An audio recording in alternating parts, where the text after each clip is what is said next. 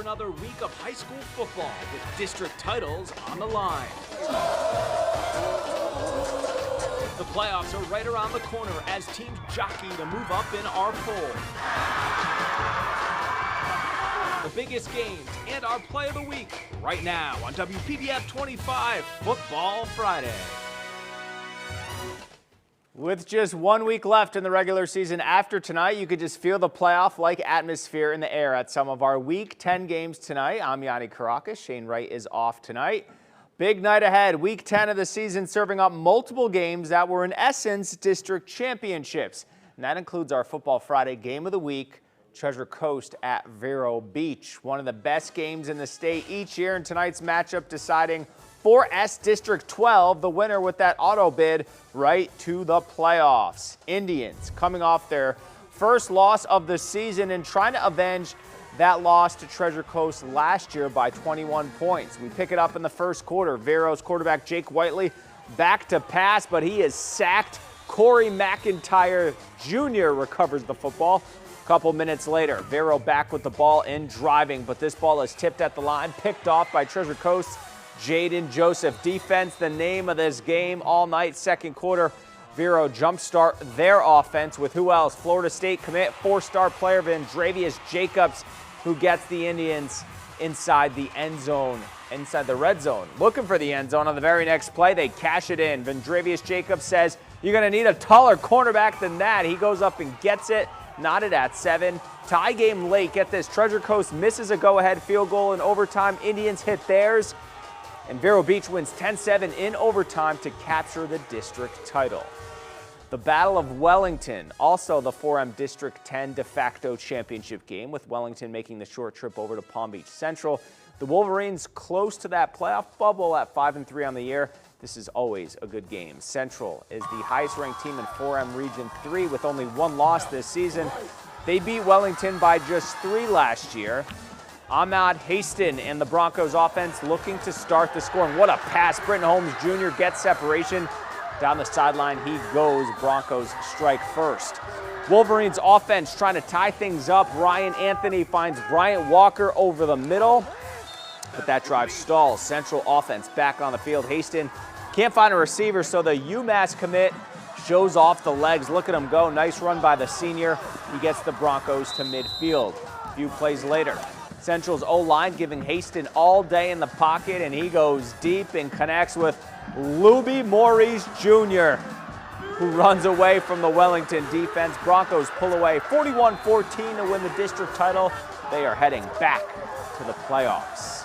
Palm Beach Gardens wins their district with a victory over Jupiter tonight on the road. Gators offense wasting no time in this one. Already up 7-0 when Janari Rump burst through the line and he is off. But kudos to Jupiter's Logan Steiner making the shoestring tackle to stop the touchdown. But Gardens eventually gets the TD. Same drive now. The second quarter, nice patience from Brand Campbell, finding Christian Lopez in the end zone. 14-0 Gators. Warriors trying to get the offense going. They're going to toke the rock. How about hard running from Carter Simonson? That certainly helps the cause. But on the very next play, Gardens gunning for that football. They strip Simonson. Ball pops up. Jarius Chavers grabs it. Still 14-0 when Campbell looking downfield. Check this out. Breaks a tackle, stays on his feet, and finds Devin Simmons wide open for the long touchdown. Gators win 38-7. They take the district and are playoff bound. Boynton Beach already clinched 2M District 10, but looking for their sixth straight win tonight, taking on American Heritage Delray. And the Tigers, in fact, take care of business. There's the celebration, 49-14. They wrap up their season Thursday at home against Lake Worth prior to their playoff run. Dwyer taking on Seminole Ridge. That 3-team district already went to Atlantic last Friday. These two, though, trying to improve their standing. Here come the Panthers on the kick return. Kyle McNeil outrunning everyone down the sidelines. He's got a touchdown, right? Only thing is, it's coming back. Some laundry on the field. That's a flag. Score remains 7-6 Hawks. Dwyer is back on offense now. Shia DeVoe working the sideline to McNeil. Nice catch. That drive stalls. Panthers eventually, though, get it going as they rally for the 20-17 victory over Seminole Ridge. Forest Hill snapped a 3-game losing streak last week at Jupiter. Falcons hosting John I. Leonard tonight. Forest Hill up 14-0 coming out of the half. Robert Fernie looking downfield now. Christian Stacy gets the tip drill interception. Good hands. A nice return sets the Lancers up with good field position the other way.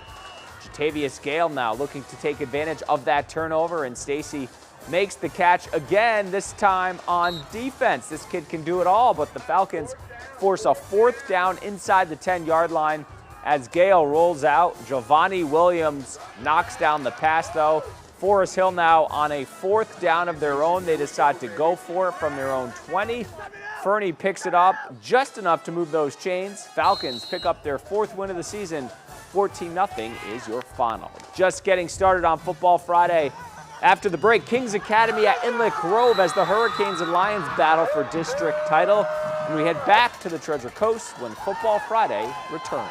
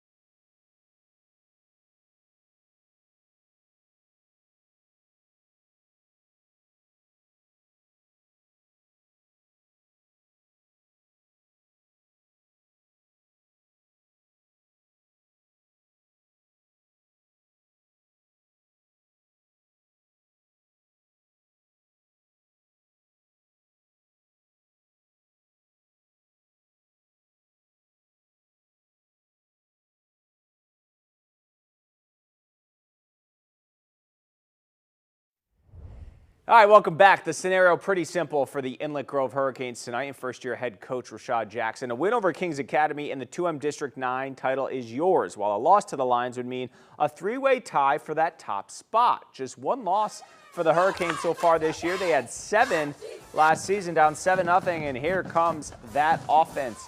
Carwan Jones will keep this himself.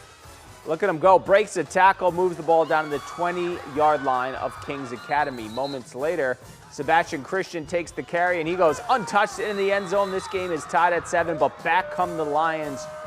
Joe Daly on the slant pass to Turner Lacey, and he gets the big gain. Kings Academy in business. Then the pitch to Marion Victor, and Victor gets in for the touchdown, helping the victory to put Kings up for good. Lions win 21-7, a 3-way tie atop the district with Inlet and Glade Central, but Kings has the tiebreaker, and they are your district champs heading to the playoffs. Martin County fresh off an emotional win over Vero Beach last week, playing at Fort Pierce Central. Paul Hendricks rumbling in to make it 34-12 Tigers in the third. After a kickoff recovery, Martin County back inside that red zone. Denzel Alexander, what a season, breaking to the edge. Fort Pierce Central trying to keep this one close, but the Tigers win at 41-12. They wrap up their regular season next week at Jensen Beach. Benjamin finishing up district play at home against Sports Leadership and Management Slam. The Bucks starting their second half, already up 64-0. Backups in, Phoenix, Dongia, and the Bucks offense continuing the domination, picking up some tough yards, making a defender miss. He carries it all the way down to the 35-yard line.